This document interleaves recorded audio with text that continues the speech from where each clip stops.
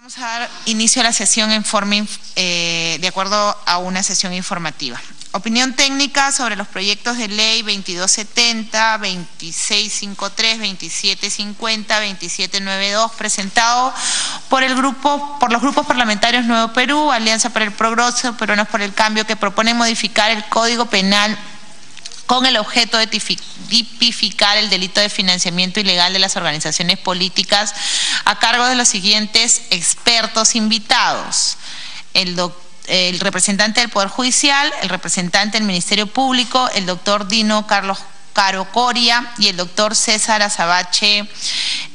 Vamos a hacer la presentación de acuerdo a como nuestros ilustres invitados han ido llegando, así que en primer lugar vamos a invitar al doctor Dino Carlos Caro a que nos acompañe para que pueda realizar la exposición.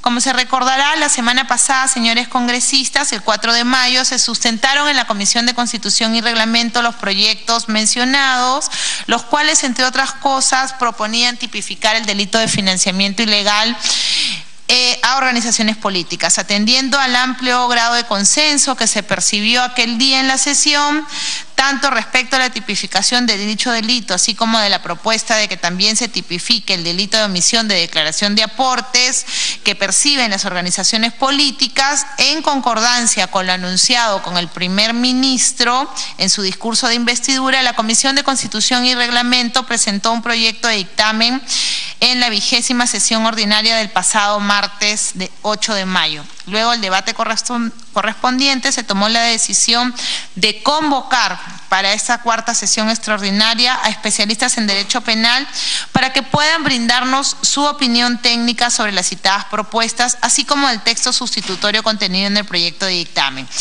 Ello porque, si bien es importante un análisis desde una perspectiva constitucional, reviste también singular importancia que podamos evaluar la tipificación de los delitos de financiamiento ilegal y omisión de declaración de aportes que reciben las organizaciones políticas desde la óptica del derecho penal y la política criminal, a fin de que podamos contar con información más diversa e integral antes de adoptar una decisión. Es preciso adicionar que con posterioridad a la citación de la sesión tuvimos una sesión el 8 de mayo y también ingresó a la comisión el proyecto 2792 presentado por el Grupo Parlamentario Peruanos por el Cambio, iniciativa del congresista Gilbert Violeta, que también propone tipificar el delito de financiación ilegal que reciben las organizaciones políticas. Por eso quisiera agradecerles, señores congresistas, su asistencia a esta cuarta sesión extraordinaria y especialmente a los destacados especialistas que nos acompañan el día de hoy. Doctor Carlos Caro, tiene usted el uso de la palabra. Muchísimas gracias, señora presidenta, señores congresistas.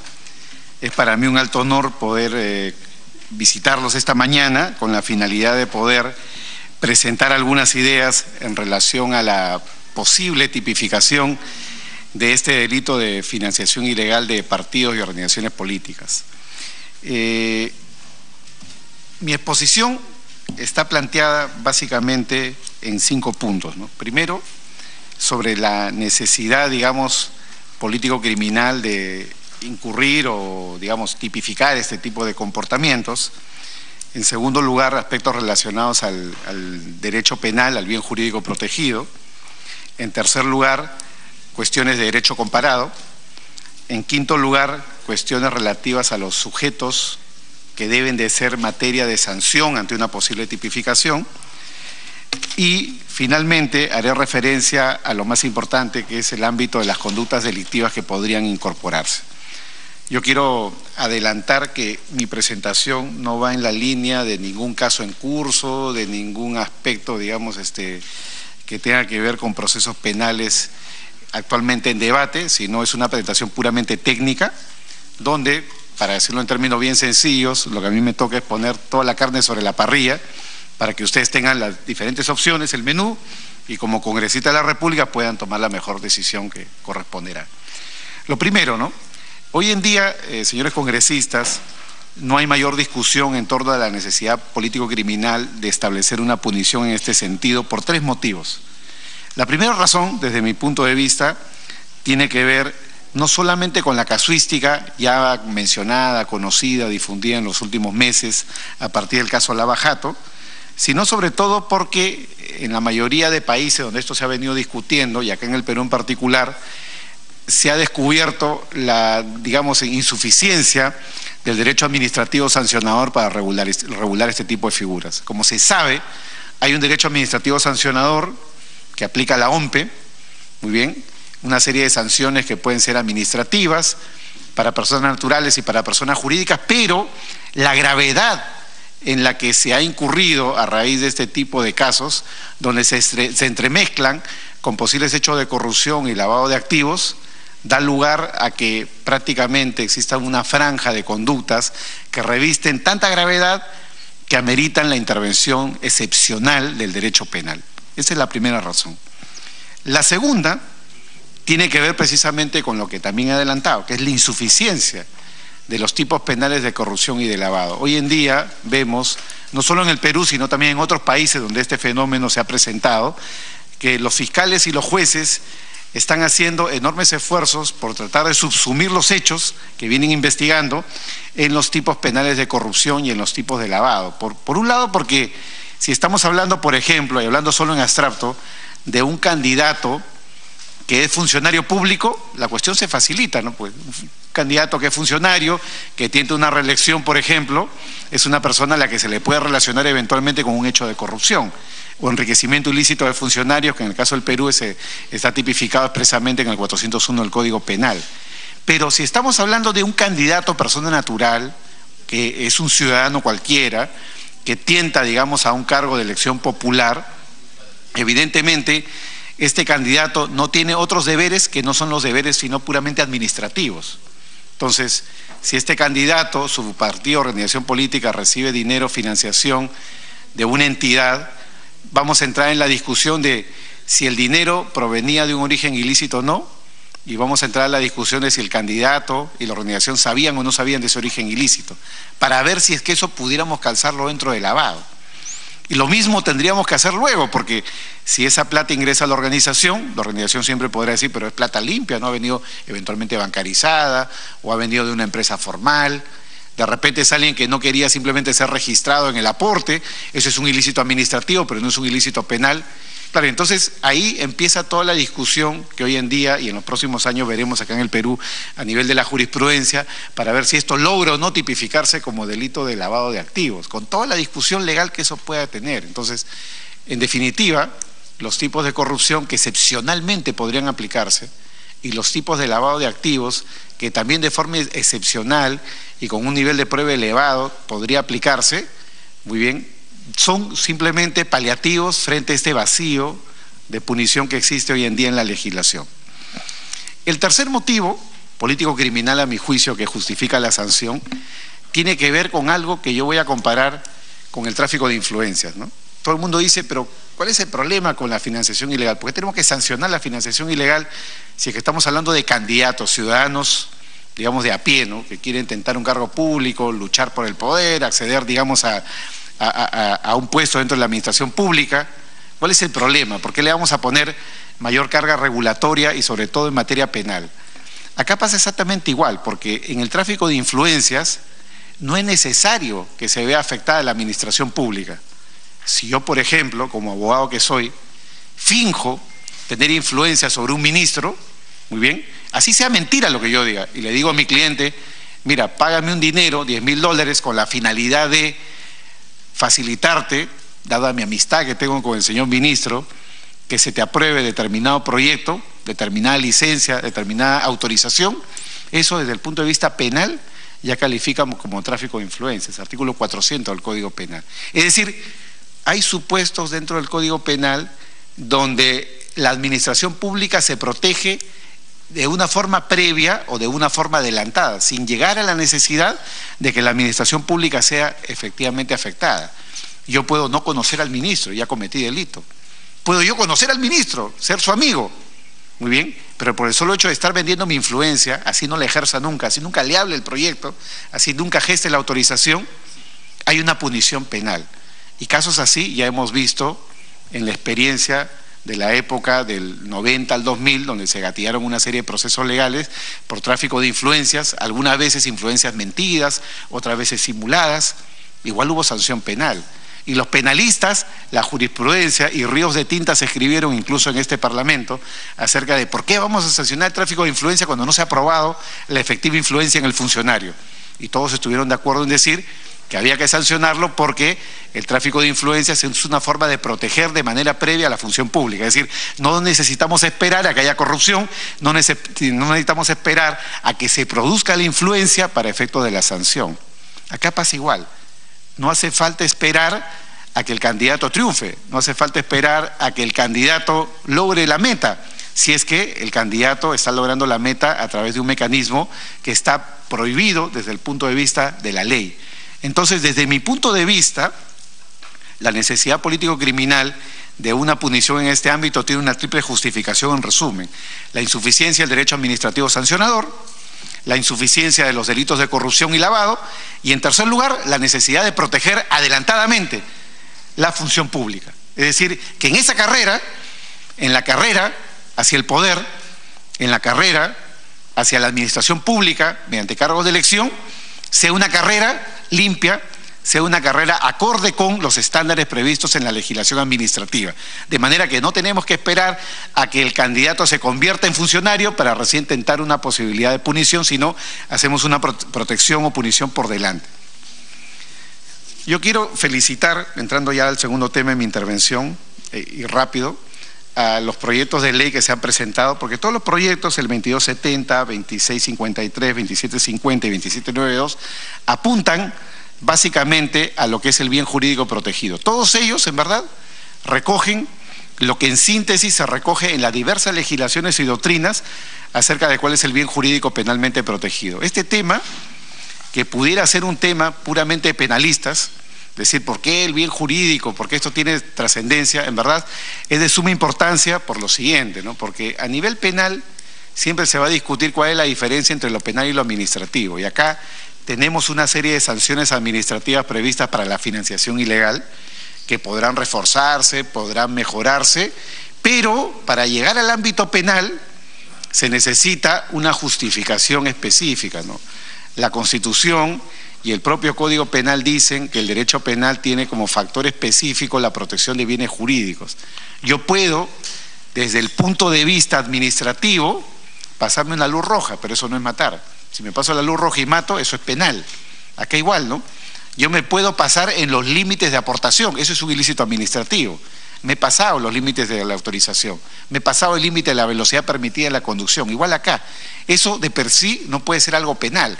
Tenemos que darle un plus de gravedad para que la conducta pueda llegar al ámbito criminal. Y es por eso que la mayoría de proyectos, los que he mencionado y que se están discutiendo acá en el Parlamento, apuntan a la necesidad de proteger lo que en la doctrina se ha recogido, y yo voy a señalar o cifrar solamente en 5 puntos. En los proyectos ya se ha dicho, y el proyecto de dictamen de estos 4 proyectos también lo dice, lo que se quiere proteger es la transparencia en el manejo de los recursos recaudados.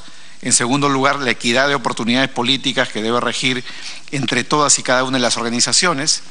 En tercer lugar, la representación interna y externa de las organizaciones políticas. En cuarto lugar, la institucionalidad de estas. Y en quinto lugar, en el plano interno, la igualdad en la competencia por la asunción de un puesto en la organización política. Es decir, 5 motivos, todos ligados a la Constitución, todos ligados al derecho comparado, que le van a dar vida al objeto de protección en lo que es la financiación ilegal de partidos. Todos tienen que ver en consecuencia con la fundamentación democrática de la existencia y funcionamiento de los partidos. Entonces, ¿cómo esto yo luego lo traduzco a nivel penal? Porque tengo que darle un plus de gravedad, y es ahí donde ya en la última parte de mi exposición haré menciones sobre las posibilidades de tipificación. Entro ahora al cuarto tema, ¿no? El derecho comparado. En el proyecto de dictamen, muy bien que se me ha alcanzado, se ha mencionado una fuente legislativa importante, que es la fuente colombiana. En el año 2017, en agosto de 2017, se incorpora en Colombia los artículos 396A, 396B para sancionar específicamente el delito de financiación ilegal, pero este delito tiene una larga vida. La primera forma de tipificación aparece en Italia en el año 1974. En Italia se incorpora en el 74 el delito de financiación ilegal y esa es, digamos, la fuente más antigua que se puede reconocer en este momento. La segunda fue Francia, se incorpora en el año 1988, luego también con una reforma que se perfecciona en 1994. Luego tenemos Alemania, que incorpora a su legislación esta figura en el año 1994, a través de la ley de represión, digamos, de conductas que alteran el funcionamiento de los partidos. Se tipifica expresamente la financiación ilegal de partidos en Alemania. Y luego, en España, ¿no? En España, con la ley 1 del 2015, se incorpora en julio de ese año el tipo penal de financiación ilegal de partidos, con un dato adicional. En España, antes del 2015, los partidos políticos como instituciones, como personas jurídicas, no podían ser afectados. A partir del año 2015, a raíz del escándalo Gürtel, del caso del Partido Español, Partido Popular, se incorpora a las personas jurídicas, en este caso organizaciones políticas, como sujetos de sanción penal. Es decir, en España, del 2015, se puede perseguir tanto a la persona como al partido como persona jurídica. Y otro modelo que desde mi punto de vista es mucho más acabado incluso que los anteriores, que es la habilidad que tiene nuestro vecino del sur, Chile, tipifica el delito de financiación ilegal en el año 2016. Y digo Chile, ¿por qué? Porque Chile, con los juristas y la calidad, digamos, que se tiene ya para el trabajo también parlamentario como acá, lo que se ha hecho es recoger un poco las figuras del mundo, ¿no? Y en Chile se ha avanzado hacia una tipificación que aparece recogida en cierto modo en el proyecto del congresista Gilbert Violeta, acá presente, por cierto, donde se reconocen varias figuras delictivas, ¿no? Varias figuras delictivas, porque al final del día estos delitos son delitos que están descritos como la corrupción, ¿no? Están descritos casi como la corrupción. Si nosotros leemos la mayoría de las normas mencionadas del derecho comparado, se recoge acá figuras muy parecidas a las de la corrupción, dar y recibir, ¿no? Es corrupto el que da y es corrupto el que recibe. Yo, como he dicho al inicio de mi intervención, yo creo que el delito de financiación ilegal es un delito muy parecido, muy cercano al tráfico de influencias, y el tráfico de influencias es reconocido en el mundo como una forma de corrupción. Muy bien, sin necesidad de que exista afectación a la función pública. Acá, como estamos hablando de personas que están en la carrera política por llegar al poder, entonces estamos hablando prácticamente de lo mismo. No es por ello casual que tanto en Italia como en Chile o Francia o Alemania se sancione la conducta de quien da y quien recibe. Es más, si vamos al Código Penal peruano, la corrupción no solamente es dar y recibir, la corrupción también es ofrecer, aunque no llegue a dar, pedir, aunque no llegue a recibir. Por lo tanto, los 4 verbos típicos, desde mi punto de vista, deben aparecer ahí recogidos. Tanto el dar como recibir, como el ofrecer, como el pedir. Porque son delitos, como repito, que deben de estar descritos de una forma muy cercana a los tipos de corrupción. Ahora bien, entro al cuarto punto de mi intervención, ¿no? Que es el tema de los sujetos, ¿no? Este es el tema, señores congresistas, que seguramente va a generar mayor debate, ¿no? ¿Por qué? Porque siempre, y esto no es un tema solo del Perú, es un tema en verdad transnacional, cada vez que hay un caso de esta naturaleza, voy a poner el ejemplo de España, el caso del Partido Popular. En el caso de España, el caso de financiación ilegal fue un caso muy particular porque la financiación ilegal no se manejó de manera doméstica, ¿no? Sino se manejó de una manera muy sofisticada, porque se utilizaban una serie de, según la imputación, se utilizaban una serie de mecanismos para que la plata entre y salga y dé la vuelta a través de empresas offshore y regrese luego a las cúpulas partidarias. Eso dio lugar a una discusión muy intensa, ¿no? Que es el tema del grado de conocimiento. O sea, ¿qué grado de conocimiento debe de tener? Y ahí ustedes tienen que elegir quién va a ser el autor, ¿no? Porque algunos dicen, no, yo voy a poner que el delito sea un delito común, que lo puede cometer cualquier persona. Eso es bueno y malo. Si yo digo que lo puede cometer cualquier persona, lo puede cometer desde el candidato hasta la última persona de la organización, ¿no? Entonces, y alguien dice por ahí, no, es que si yo pongo que es el candidato, entonces en verdad esto se presta a la guerra política, porque entonces van a golpear al candidato con denuncias del primer día de la candidatura. Alguien dice luego, no, voy a poner como en el modelo colombiano del 2017, voy a poner solamente al administrador del partido, que es una suerte de gerente general, ¿no? Que acá sería como el tesorero. Muy bien. Alguien dirá, bueno, pero el tesorero muchas veces, y en la práctica partidaria es así, ¿no? El tesorero muchas veces no conoce, no sabe, no tiene todo el manejo, ¿no?, de la información.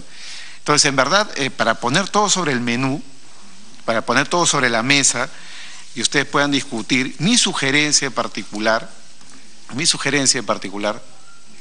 sí. Voy a aprovechar para darle la bienvenida al congresista Mulder, a la congresista Donaire, al congresista Violeta, al congresista Domínguez, al congresista Lapa y dar oficialmente por instalada la sesión como una sesión ordinaria. Congresista Mulder, tiene usted el uso de la palabra. Solo una pequeña pregunta sobre un pequeño detalle. El doctor Coria dice que la práctica de los partidos políticos puede llevar a que el tesorero no sepa y otros sepan. Le pregunto, ¿cómo sabe eso?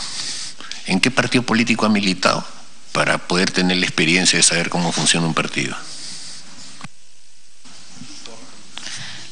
Doctor Caro, continúe con su exposición, por favor.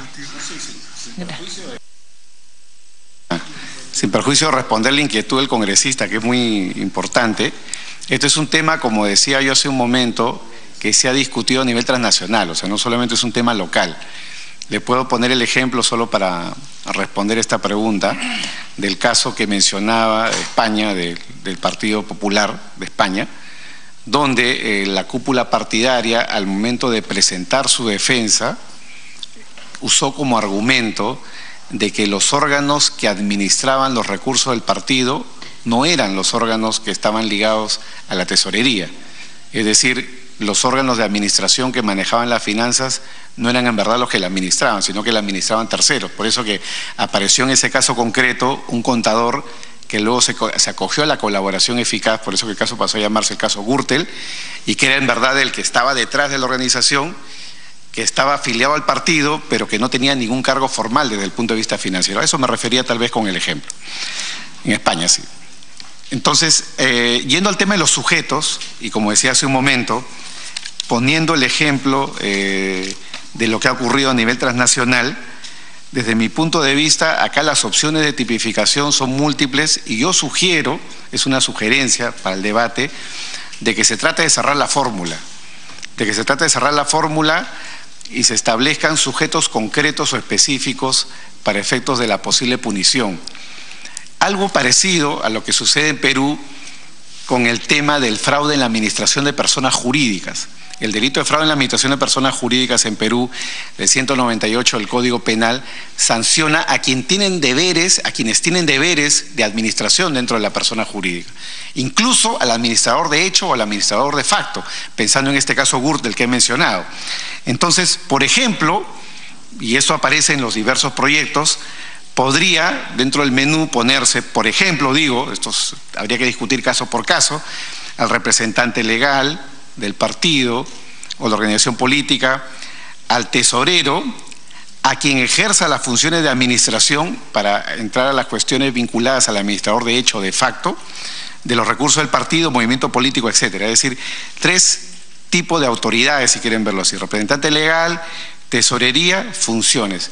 ¿Por qué es importante esto, señores congresistas, desde mi punto de vista? Porque cuando un fiscal penal construye un caso, lo primero que se pregunta es, dentro, por ejemplo, de una estructura de una persona jurídica, la primera pregunta es, si ha sucedido un hecho, por ejemplo, un caso de corrupción, un caso de lavado, lo que fuera, ¿cuál es el órgano competente frente al caso? Es decir, ¿quién tiene la competencia para administrar el riesgo financiero?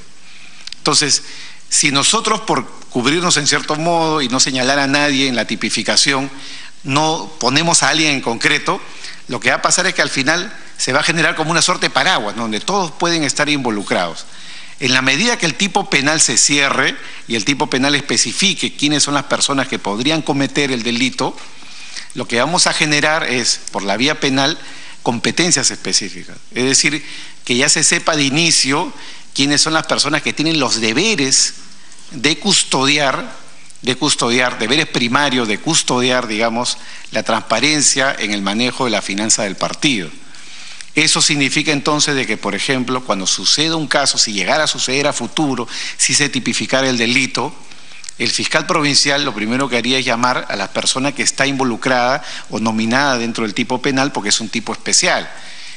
Y de repente, por poner un ejemplo, si se excluyera el candidato o el candidato tuviera una posición secundaria en la tipificación, el candidato no sería directamente atacado.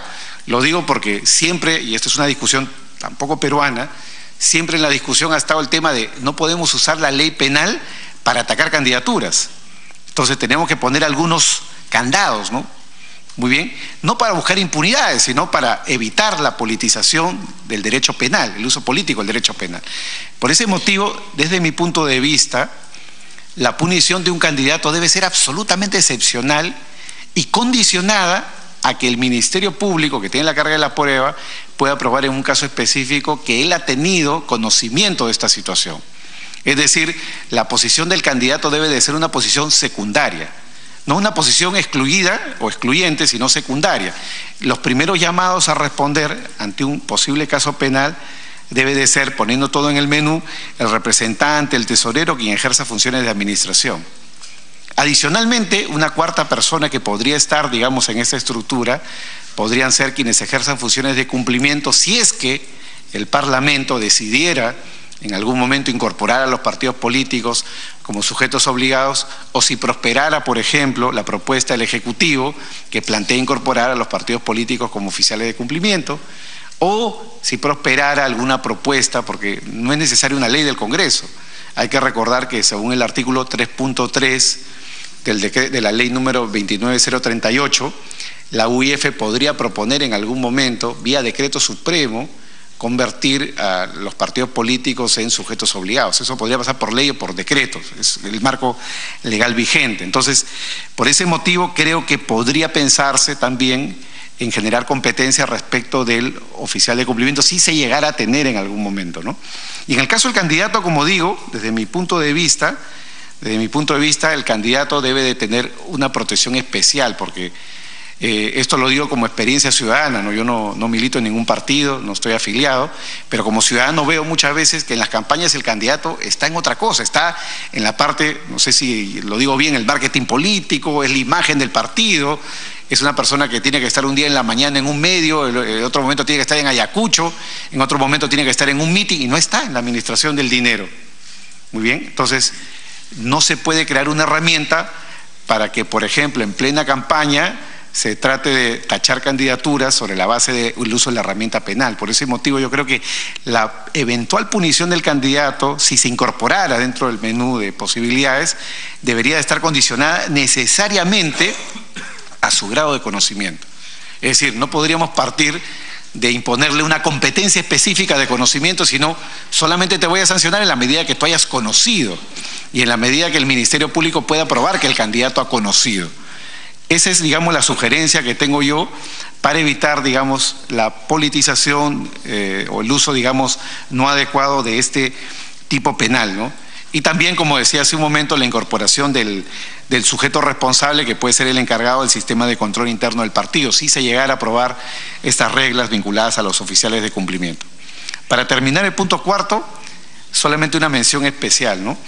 Aparece en el proyecto de la congresista Glave algo importante desde mi punto de vista para la discusión, que es la posibilidad de incorporar, digamos, a la persona jurídica, ¿no? Dentro, digamos, del marco de punición, porque si esto diera lugar en su momento a una reforma legislativa, perdón, me he equivocado, me estaba refiriendo al proyecto de la congresista Marisol Espinosa. El proyecto de la congresista Marisol Espinosa, muy bien, se propone modificar, digamos, la ley número 30.424 con la finalidad de dar lugar o espacio a que se incorpore a las personas jurídicas dentro del marco de punición. Me estoy refiriendo a la punición para las personas jurídicas, ¿no? Que es un tema que está en este momento en discusión. La ley 30.424 ya está vigente y si en algún momento, digamos, estos casos se gatillaran, se empezaran a manejar, esa sería una posibilidad abierta para la discusión. Y yo quiero señalar algo de manera muy clara, ¿no? Si ustedes no discutieran esto, si ustedes no ampliaran el bagaje de la 30.424 para incorporar a, digamos, el delito de financiación como delito, digamos, que puede dar lugar a la responsabilidad de la persona jurídica, lo que va a pasar es lo siguiente. Lo que va a pasar es que se va a aplicar la ley ya vigente, y es que el artículo 105 del Código Penal y el artículo 105A del Código Penal, que están vigentes del año 91, trae consigo una suerte de sanciones para la persona jurídica. De hecho, por hablar de un tema público, hace algunos días hubo un comunicado de un grupo de organizaciones políticas pidiendo tolerancia, proporcionalidad en la aplicación de esta posible figura dentro, digamos, del ámbito de la discusión de algún caso específico. Entonces, están las dos herramientas dadas. O sea, por un lado está lo que ya está vigente, que es el 105 y el 105A, y por otro lado está lo que podría estar en vigencia, que es la ley 30.424. Es decir, los congresistas tendrán que elegir entre no tipificar nada más, en cuyo caso estaríamos rigiéndonos por el 105 y 105A del Código Penal, que sí están vigentes, versus ampliar la ley número 30.424 para incorporar el delito de financiación ilegal como delito que puede gatillar la responsabilidad llamada administrativa de la persona jurídica. Yo quiero terminar, para no extenderme en esta intervención, con simples especificaciones en el ámbito de lo que es las conductas típicas, ¿no? A mi entender, aquí, y a propósito de una propuesta legislativa que he escrito en los últimos días a pedido de IDEA Internacional, que como organización, digamos, no gubernamental transnacional, me pidieron que hiciera un informe con algunas propuestas legislativas. He propuesto yo en este informe que se pueda incorporar una serie de figuras para la discusión, tener menú completo. Desde mi punto de vista, podría existir un primer delito dentro del 359A, y esto va en la línea de todos los proyectos, es decir, de incorporarlo en el Código Penal, de la tipificación del delito de financiación de fuente prohibida, ¿no? ¿Por qué? Porque acá, digamos, conforme al artículo 31 de la ley de la materia, existe, digamos, fuente de financiación prohibida. Por ejemplo, recibir financiación de un Estado extranjero, recibir financiación de una persona jurídica por encima de un límite permitido. Son prohibiciones que ya están previstas en la legislación. Yo recomiendo, señores congresistas, que la tipificación no sea en relación o por remisión a una ley específica, porque la ley puede cambiar con el tiempo. Eso es lo que en el derecho penal se denominan las remisiones estáticas, ¿no? Cuando la ley penal se remite al artículo tal de la ley tal, pero ¿qué pasa si mañana el artículo tal de la ley tal se modifica o se deroga, ¿no? Lo mejor es la técnica de las llamadas remisiones dinámicas. Yo remito una legislación genérica que con el tiempo puede cambiar. Y eso en España se ha recogido así y en algunos de los proyectos aparece, donde se dice el que conforme a la legislación de la materia, violando la legislación de la materia, se entiende que es la materia electoral. Entonces es mejor hacer una remisión dinámica. En esa línea de ideas, el marco de punición, desde mi punto de vista, debe de estar dado por el número de UITs que se puede infringir, porque si bien hay un límite, digamos, previsto, ya en algunos casos, ese límite, el puro exceso no puede dar lugar a responsabilidad penal, tiene que haber un margen para lo administrativo.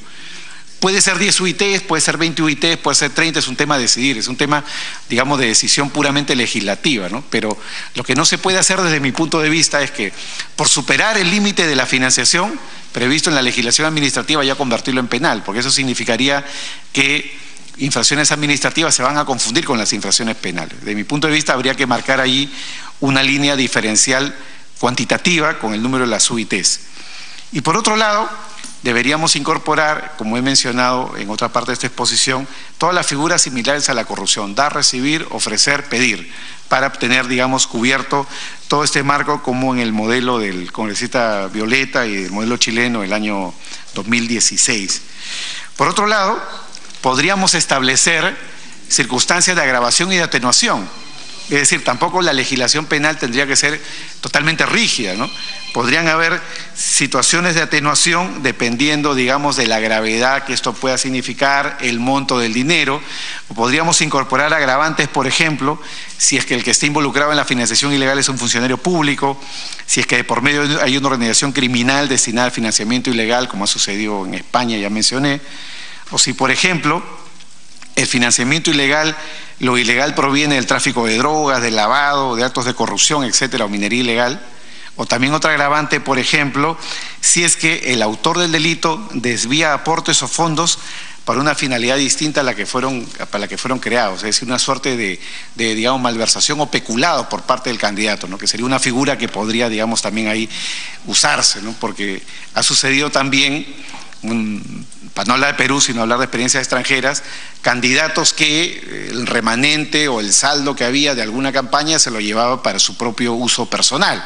Entonces esa también podría ser una forma de agravación, porque no solamente implicaría el recibir dinero de fuente prohibida, sino además el defraudar los fines del partido, porque si finalmente era plata que debía ingresar al partido y me la estoy llevando para mi uso personal, es una suerte de administración desleal.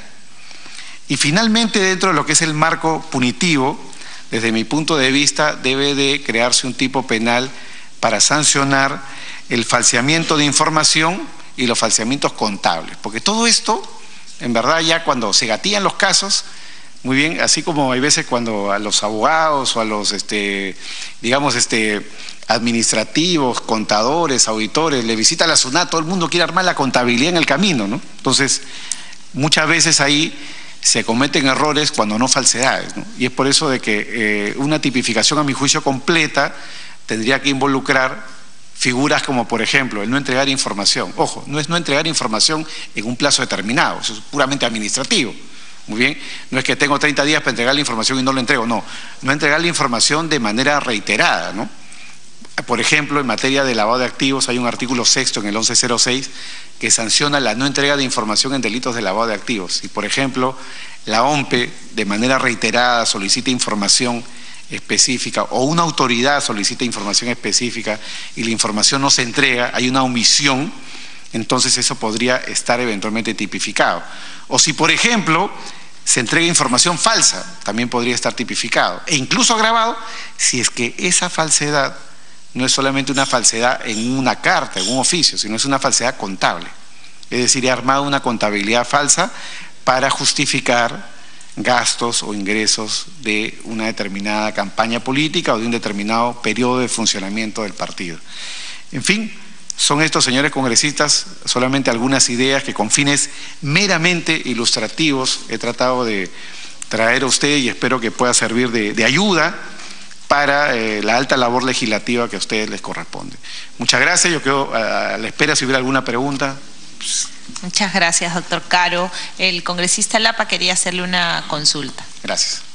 Gracias, señor presidente. Saludos, colegas. Sí, tengo una duda y yo ahora de repente nos podría esclarecer.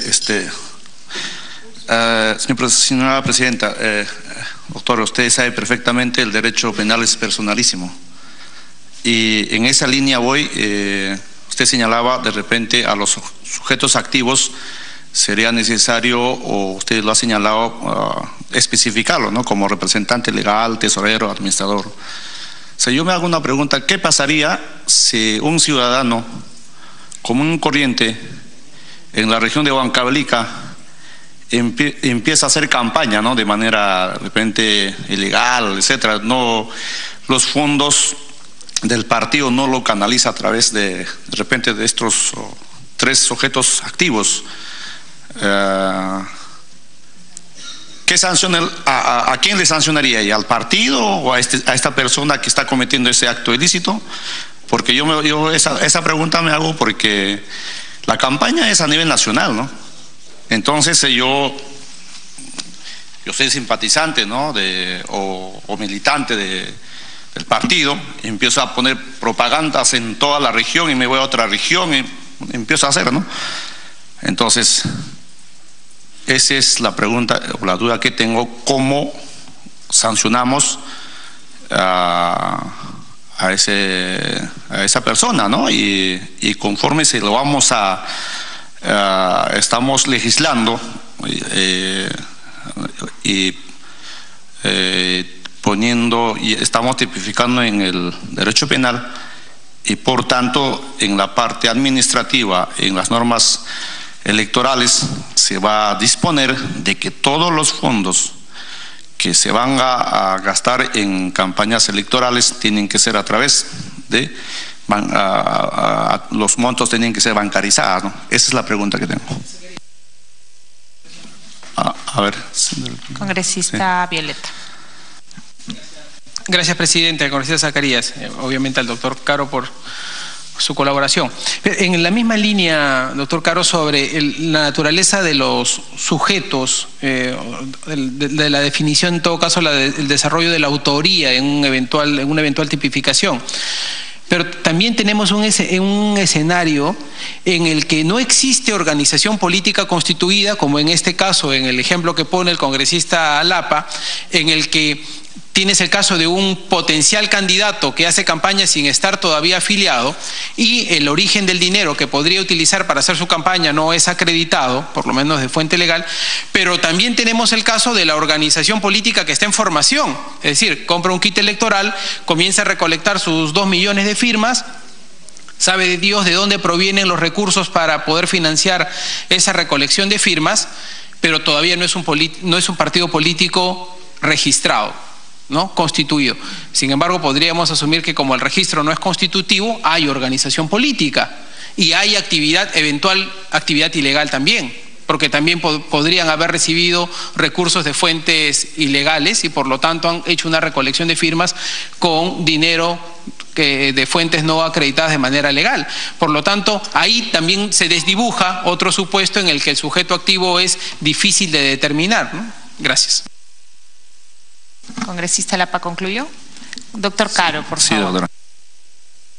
Muchísimas gracias. A ver, empiezo por lo último, ¿no? Justamente en el proyecto suyo, congresista Violeta, usted ha puesto expresamente allí la posibilidad de que se sancione no solamente cuando estamos hablando de una organización política ya creada, sino también en proceso de formación. Y eso me parece que podría llenar cualquier vacío de punición en esa dirección. Pero a la vez, así como llena un vacío, abre un espacio de discusión sobre quién sería el responsable. Porque si estamos hablando de una organización inexistente, ahí entonces tendríamos que acudir en verdad a las reglas propias del derecho penal, porque si no hay un tesorero, si no hay un administrador formal, si no hay un oficial de cumplimiento, si no hay un encargado de control interno, lo que vamos a tener ahí es un administrador de facto. Es decir, acá se acude a lo que en el derecho penal ya se suele llamar situaciones de administración fáctica o administración de hecho. Entonces, tengo una persona que actúa como organización porque no hay organización funcionalmente hablando, formalmente hablando. Lo que hay es una persona, es un líder, digamos, que ha delegado funciones para que la gente recolecte dinero, por ejemplo, ¿no? Para la eventual campaña de conformación del partido o para la recolección de firmas y ya empieza, digamos, a correr la contabilidad. Ahí lo que hay es una administración de facto. Y desde mi punto de vista, por eso yo lo decía en algún momento de mi intervención, es fundamental de que se incorpore, como en el fraude en la administración de personas jurídicas, al administrador de hecho, ¿no? Usted que es abogado y además está obligado, digamos, en su formación a cuestiones propias del mundo empresarial, recordará los trabajos del colega y amigo Percy García Cabero, ¿no? Toda una tesis doctoral, un peruano que hizo una tesis doctoral en España, toda una tesis doctoral para justificar la punición de los administradores de facto de las personas jurídicas. Pues siempre en las empresas hay gente que está detrás, no aparece, no tiene un cargo formal, pero tiene, digamos, el control de la organización. Acá pasa igual, como en la minería ilegal. Puede no haber personas jurídicas, solo recibos de cuarta categoría por honorario, pero hay un empresario que es un hombre que de facto se mueve. Acá pasaría exactamente igual. Entonces, en la medida que se incorpore un administrador de facto, muy bien, podríamos en ese caso delimitar la responsabilidad sobre esta persona. Y solo de repente para responder previamente lo que había planteado el congresista, o es sobre lo mismo, sí, por favor. Congresista Torres. Gracias. Agradeciendo al doctor Caro Coria por compartir su tiempo y sus conocimientos. En este mismo tema, sí revisé el proyecto de ley del congresista Violeta y sí me llamó la atención este tema, me pareció interesante, importante. Sin embargo, entré en un problema porque dije, ya, esto va a ser penalizado, pero de acuerdo a la norma de financiamiento, estas organizaciones que todavía no se han inscrito como tal no tienen estas obligaciones. Entonces, ahí va mi pregunta muy técnica, porque desconozco la materia. Para que pueda ser sujeto de materia penal, ¿es necesario que esté dentro de las obligaciones establecidas por la ley de financiamiento? Muchas gracias. Efectivamente, ¿no? O sea, si nosotros hacemos una remisión a la legislación administrativa, tendrían que estar dentro. Por lo tanto, eso tendría que venir de la mano con una regulación administrativa que le dé soporte. Muy bien. Acá pasa exactamente lo mismo que sucedería cambiando lo que hay que cambiar con lo que son los candidatos electos, ¿no? Claro, cuando se es funcionario público en la ley penal, ¿no? No solo desde que se toma el cargo, sino desde el momento anterior, de que son electos. Acá podría hacerse, es solo una sugerencia para el debate, que en la legislación administrativa se incorpore obligaciones específicas desde el momento en el cual alguien quiere fundar una organización política, porque de lo contrario estaríamos hablando de una situación desregulada. Entonces, si no hay una regulación administrativa previa, el tipo penal no va a funcionar como se quisiera que funcione. Lo otro sería simplemente crear ya una figura independiente solamente para ese tipo de situaciones en las cuales alguien está en formación de una organización, todavía no hay una organización como tal, y creamos un tipo penal solo para él, pero ya desligado totalmente del tema administrativo. Que yo no lo sugiero, porque creo que esto va a tener más fuerza en la medida que tenga un soporte administrativo previo, pero en todo caso eso está para la discusión. Y lo otro que quería aseverar en relación al comentario del congresista Zacarías es lo siguiente, ¿no? ¿Qué va a pasar dentro de lo que es la delimitación de la autoría con aquellas personas que de repente, desligadas del partido, sin conocimiento del partido, hacen cosas de manera unilateral, ¿no? Recolectan dinero porque tienen de pronto una campaña muy local, en una localidad muy específica? Y claro, todo eso es muy difícil de controlar, ¿no? Entonces yo creo que acá van a pasar dos cosas, ¿no?